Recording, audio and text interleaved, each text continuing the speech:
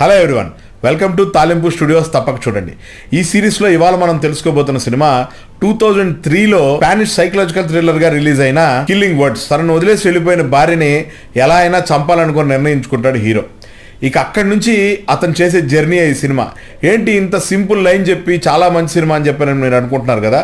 But ఈ cinema మొదలైన దగ్గర నుంచి 15-20 మినిట్స్ తర్వాత నుంచి ఎవ్రీ 10 మినిట్స్కి ఒక సస్పెన్స్, ఒక చిన్న ట్విస్ట్ వస్తుందండి.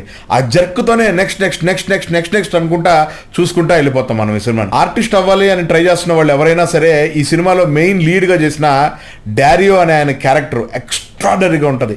యాక్టింగ్ అంటే ఎలా చేయాలి అని నేర్చుకోవాలనుకుంటే తప్పకుండా ఈ సినిమాలోని తన పర్ఫార్మెన్స్ చూసి నేర్చుకోవాలన్నమాట. Extraordinary film. ఎవరైనా మిస్ అయితే ఖచ్చితంగా కిల్లింగ్ వర్డ్ సినిమా చూసి తప్పకుండా ఈ సినిమా గురించి మీ ఒపీనియన్స్ మా కామెంట్స్ రూపంలో తెలియజేయండి. Please like, share and subscribe తాలింపు స్టూడియో.